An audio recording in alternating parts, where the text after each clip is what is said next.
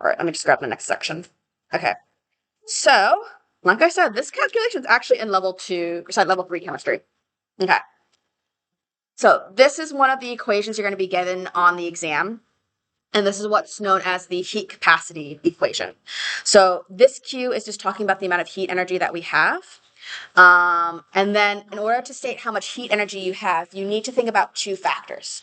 The first factor is how much mass you are trying to heat up, which is why there's an M there. And then the T is referring to the temperature change that you're trying to move it by. So that's sort of the first kind of bits that we need to think about, the two pieces. So how much are we heating and to what temperature are we heating it by?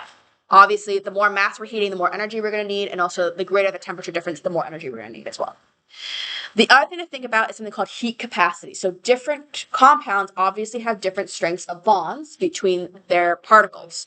And so it's going to require a different amount of energy in order to break those bonds and also to get those molecules to move faster. I should just say just to get the molecules to move faster at this point, because we're not talking about changing state.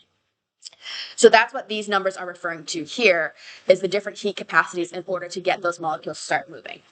This value here is asking us how much energy do we need to change 1 kilogram by 1 degree Celsius. So that's why that's a constant. They will always give you that as a number. Depending on the question, they will ask you to rearrange it in different ways. So that's what that one is talking about. Are we okay with that? All right. The second thing they're talking about is the latent heat and also the equation for that one as well. Does it actually have the equation? Did I copy the wrong page? Grab the wrong page for you guys.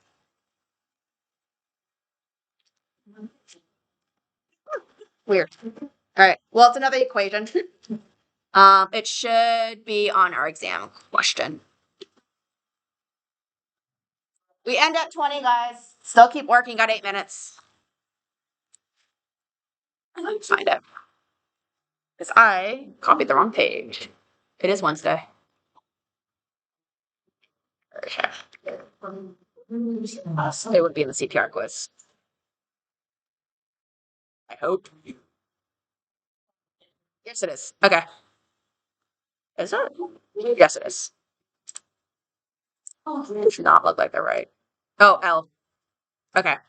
So this one is another thermal equation that we are thinking about. In this case, you have, we are specifically talking about the latent heat. So we are talking about the energy required in order for us to break the bonds in order to change state. So there's two factors whenever we're heating stuff: getting the particles to move faster and then getting bonds to break to change the bonds.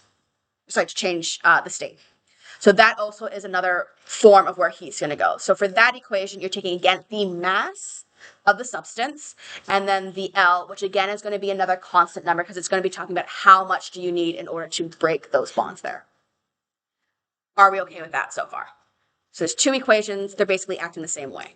One looking at the molecule's movement, the other one looking at the breaking of the bonds. Good? Okay. So I just want to show you guys one of the questions. Did I update those? Did. This is not the right lesson. Where's the next lesson? Oh my goodness. There we go. All right, so I wanted to show you guys question 1C. Guys, I'm doing notes for others. Be respectful. All right. So I want to show you guys question 1C, because that's starting to use some of that latent heat, or sorry, not latent heat, the thermal calculations.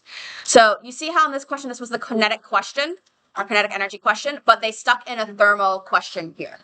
So in this question here, they're saying that we have 0.56 joules of converted to other energy types. So if you guys remember, when this ball was falling, it was being converted into kinetic energy, so movement. So the ball was moving, but also not all that energy went into the ball gaining speed. The other energy was lost as friction, so the ball interacting with the air. When it interacts with the air and it rubs, it's going to create heat. Now, with this heat, some of this heat is going to go to the air and heat the air up and make the air a little hotter. It'll also be going to heat the basketball and make the ball a little bit hotter too. It's a very minute amount of temperature change, but it is where the heat has been going. So 80% of this energy that is being converted into heat is being absorbed by the ball. And they said the heat capacity for the ball is this. Calculate the rise in temperature. So we are essentially just using this equation here, except we are rearranging it for T. So let me work you guys through it. And I need a calculator for that, because we all know I can't do mental math.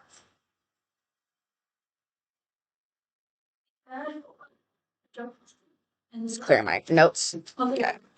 So first thing we got to think about is our knowns and our unknowns. I'm just watching our time, so I'm very mindful of the time. Organic people. Wyatt. Thank you. All right. So we have as our knowns the energy, which is our thermal energy. And we know that based off that question there, it is 0.537 times 0.8 because we're doing 80%. The next thing that we do know is the heat capacity, which is our C value, and that is 8,200 joules per kilojoule, per kilogram per degree Celsius. I find it useful to write down all my units so that way I can backtrack and figure out if I've made a mistake. And the other thing we know is the mass of the ball, which should be given to me earlier, which is 0.150 kgs. All right, so let me go back to the screen here. So those are my knowns. My unknown, and what I'm trying to solve is the temperature change, the change in T. Are we okay? And then my equation that I'm going to be using is Q, actually I should change this to Q, equals MC change in T. So what I'm going to do is I'm just going to rearrange to solve for T. So if I want to solve for T, I need to divide M and C by T. So that means Q is getting divided by M and C. So change in temperature is going to equal to this 0.537 times 0.8 divided by my mass, which is 0.150 kgs. Again, I like to put down all my units so that way I can see how things cancel, and then times it by the heat capacity for the basketball. And that's my calculation. Show you're working, because if you make a mistake, they often give you points still. So joules is canceling out with joules, kilograms canceling out with kilograms. I'm doing per degrees Celsius. So what that means is that I'm going to get an answer in Celsius. So that also is a way for me to idiot check myself to make sure I actually rearrange this equation properly. So let's put that into my calculator.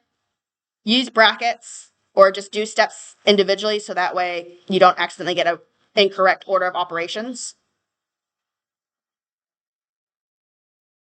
Cool. All right. So you see how I use brackets just in case? That way I don't make a mistake in the order of operations. Anyway, my change in temperature is 0.000349 joules. Sorry, degrees Celsius. It's a very minute change in the temperature of that basketball. But it is gone somewhere. So that's what you're looking at for that question there. Let me just find the answers for you guys, show you guys how the points broke down. They've obviously converted it into decimals in a different way, but same answer. It's just -4. So what they've done is they've done 1, 2, 3, 4. Same answer.